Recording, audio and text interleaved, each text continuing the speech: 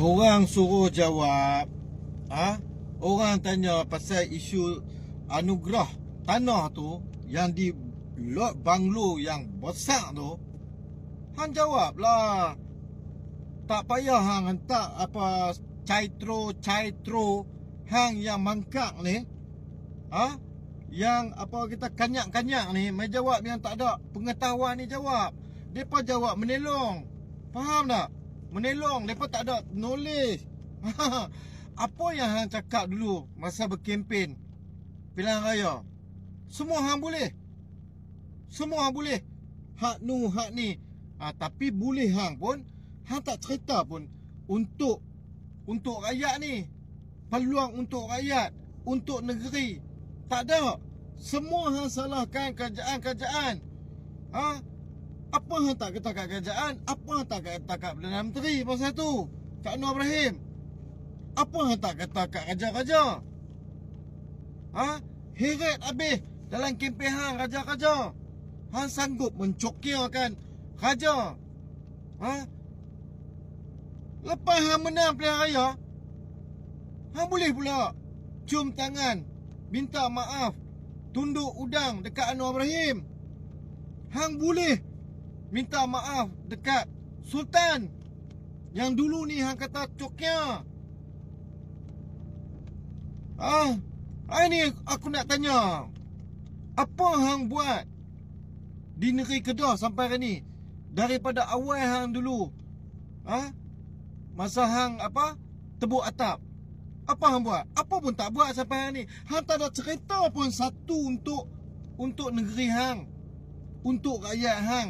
Yang sebelum ni, masa kempen hang kata kat China DAP tak potong lancau lah. Negeri ini orang nak ambil dah. Bila dapat, apa hang buat? Hang kata kerajaan dulu sakau.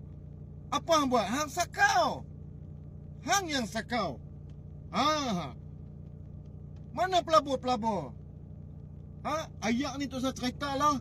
Geran 900 juta tu. Hui macam tu ya. Hari ni orang nak tahu apa yang hang buat. Apa hang cerita. Peluang untuk orang Kedah. Tak buat. Yang hang berjaya buat tiap-tiap tahun majlis hari raya. Itu pun pasal makan free. Kos tu apa semua hak kerajaan negeri tanggung.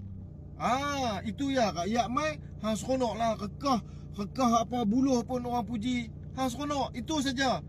Yang pengundi-pengundi hang ni pun bodoh. Tapi hari ni aku nak beritahu, orang dah sedar dah. Orang dah sedar. Kami orang Kedah. Kami orang Kedah dah sedar dah. Hang memang tak buat apa. Memang tak buat apa. Anak muda pun hari ni sampai tak mau ambil peduli. Pasal apa cakap-cakap hang apa tak mau. Depa tunggu hari ya. Pasal di Kedah ni ada sejarah. Di Kedah ni ada sejarah. Depa apa pengundi rakyat Kedah ni tak heran, dia tukar kerajaan, dia tak heran weh. Berapa kali dah di Kedah ni tukar kerajaan. Aku nak tanya hangpa. Tapi kerajaan hari ni, kerajaan negeri Kedah paling cokia dalam sejarah di negeri Kedah. Aku nak abang kat hangpa. Jangan salahkan orang nu, jangan salahkan orang ni.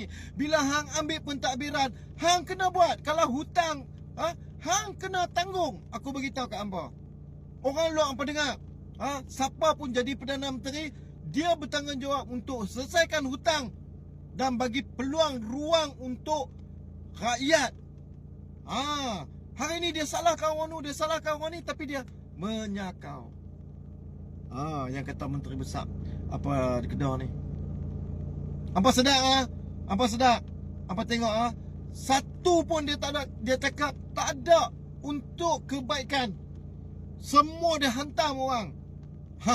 Jadi pelakon nak lah ni. Dia memang pelakon, dia pandai spin, dia pandai muhung. Ini dia ni lah.